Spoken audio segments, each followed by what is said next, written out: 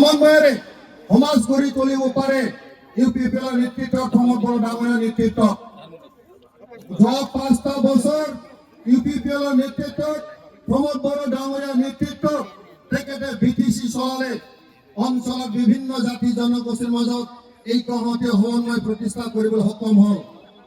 ৰাইজসকল এটা চিধা মেছেজ মই আপোনালোকক দিব বিচাৰিছো। যোৱা 5টা বছৰত প্ৰমোদ বড়ো ডাঙৰীয়াৰ নেতৃত্বত গোটেই বিটিআৰ অঞ্চলত শান্তি স্থাপন কৰি পেলাই কি ধৰণৰ সমাজখন আগুৱাই লৈ যাব পাৰে ইয়াৰ এটা নমুনা দেখুৱালে। বিটিআৰ অঞ্চলখন আমি শাসন কৰিলো। এইবাৰ কিন্তু তামোলপুৰৰ পৰা বিটিচি শাসন কৰিলে।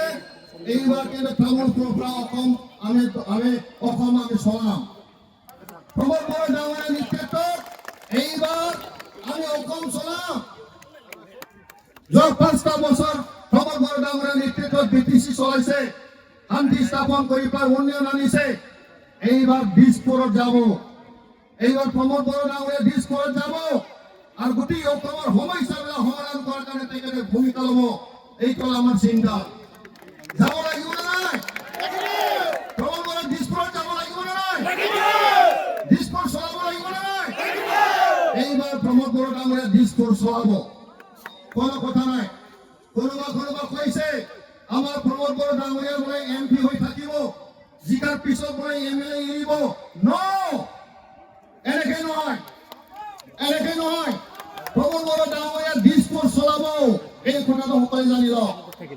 প্ৰমোদ বড়ো ডাঙৰীয়া দিছপুৰ চলাব নে নাই? চলাব। ডাঙৰ এটা চাপুৰ দিয়ক। প্ৰমোদ বড়ো জিন্দাবাদ।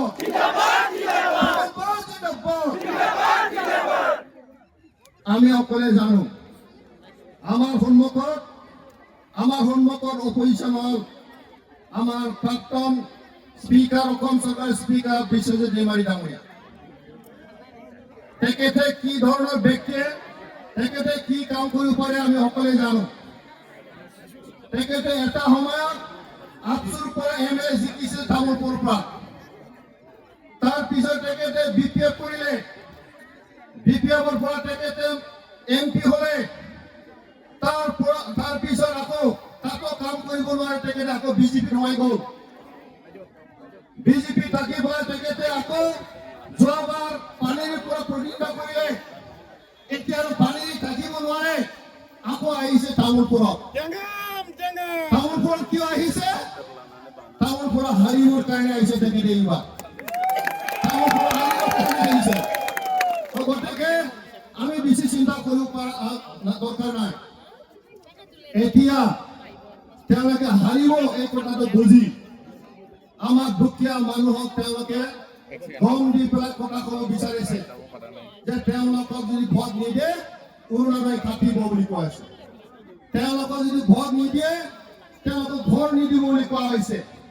তেওঁলোকক ভোট নিদিলে আমাৰ মাতৃসকলক তেওঁলোকে চেল্ফ-হেল্প পইচা নিদিব বুলি কোৱা হৈছে।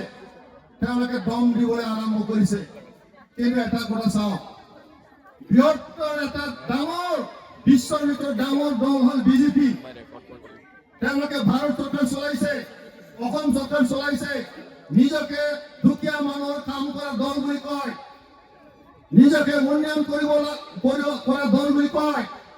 কিন্তু আজি মই প্ৰশ্ন কৰিব বিচাৰিছো, আপোনালোকৰ মানসিকতা যদি এইটোৱে হয়, দুখীয়া মানুহৰ 1250 টকা যিসকলে অৰুণোদয় পাব তেওঁলোকক কাটিব, এই কথাটো কিয় ক'বলৈ হ'ল?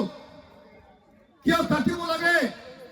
দুখীয়া মানুহ 1250 টকা আপোনালোকে চৰকাৰে আঁচনি দিছে, এতিয়া ভোটৰ নামত, ভোট পোৱাৰ নামত কিয় কাটিব লাগে বুলি কোৱা হ'ল?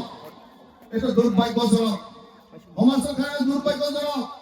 যদি সাহস আছে চৰকাৰৰ ৰাতিপুৱাই আপোনালোকে ক'ব লাগে 1200 নহয়, 1250 নহয়, 5000 দিম বুলি ক'ব লাগিছিল। কিন্তু আজি তেওঁলোকে এইটো নকয়, মানুহৰ দম দি পেলাই ভয় দেখুৱাই পেলাই ভোট আদায় কৰিব বিচাৰিছে। সেইটো কৰা নহ'ব। ইউপিপিএলে সেইটো আমি লাইন নিদিয়ে। সকলো ৰাইজে এইবাৰ একবদ্ধ হৈছো, বিটিআৰ বাকী ৰাইজে একবদ্ধ হৈছো। আমি একেলগে এইবাৰ এই এমএলএ নিৰ্বাচনৰ জৰিয়তে আমি আমাৰ ছবিখন আমি পৰিৱৰ্তন কৰিম। আমি গম পাওঁ এতিয়া অসমৰ 20খন ইউপিপিএল দলৰ পৰা আমি 10 চনৰ পৰা 12 জন আমি জিকি যাম। 10 চনৰ পৰা 12জন আমি জিকি যাম আৰু 10 চনৰ পৰা 12জন MLA অসম দখল কৰিব, দিছপুৰ দখল কৰিব আৰু দিছপুৰ আমাক বাদ দি পেলাই চৰকাৰ গঠন কৰিব নোৱাৰিব। দিছপুৰ আমাৰ কথা মতে চলিব লাগিব আৰু লগে লগে কোকৰাঝাৰতো আমাৰ কথা মতে চলিব লাগিব। কোকৰাঝাৰতো আমাৰ কথা মতে চলিব লাগিব। এটা কথা স্পষ্ট নাই, 10 জনক বাদ দি পেলাই যেতিয়া চৰকাৰ গঠন কৰিব নোৱাৰে আমাৰ কণ্ডিশ্যন থাকিব। UPPL 3টা 4টা মন্ত্ৰী অবিহনে আমি শান্ত নাথাকিম। আৰু এই মন্ত্ৰী নাম্বাৰ 1 মন্ত্ৰীটো কি হ'ব? বৰ্ডাৰেণ্ড ৱেলফেয়াৰ ডিপাৰ্টমেণ্টটো UPPL হাতত থাকিব লাগিব। বৰ্ডাৰেণ্ড ৱেলফেয়াৰ ডিপাৰ্টমেণ্ট UPPL হাতত থাকিলে BTC অঞ্চলৰ যিমান ঠাই থকা অহা যোৱা চব ডিপাৰ্টমেণ্টটো হ'ল BTCৰ পৰা WPD ৱেলফেয়াৰ ডিপাৰ্টমেণ্ট জৰিয়তে কাম কৰিব লাগিব। আৰু সেই ডিপাৰ্টমেণ্ট যদি আমাৰ হাতত থাকে হাগ্ৰামা মহিলাৰে আমাক নুসুধাকে কাম কৰিব নোৱাৰিব। তো আমাৰ UPPL দল হিচাপে আমাৰ ক্ষমতা আমি আকৌ ঘূৰাই আনিম। তো গতিকে ৰাইজ চিন্তা কৰিব নালাগে। আমাৰ বিটিআৰ অঞ্চলত ইতিমধ্যে বিটিআৰবাসী ৰাইজে BJPক নৎসাত কৰিছে। যোৱাবাৰ তেওঁলোকে নটা আছিল, যোৱা BTC নিৰ্বাচনত BJPক ইতিমধ্যে 5টাত তলত নামি দিছে। গতিকে BTC বাকী ৰাইজে BJPক তেওঁলোকে নিবিচাৰে, সেইটো প্ৰমাণ কৰি দেখুৱাইছে। তো গতিকে ৰাইজ যোৱা BTC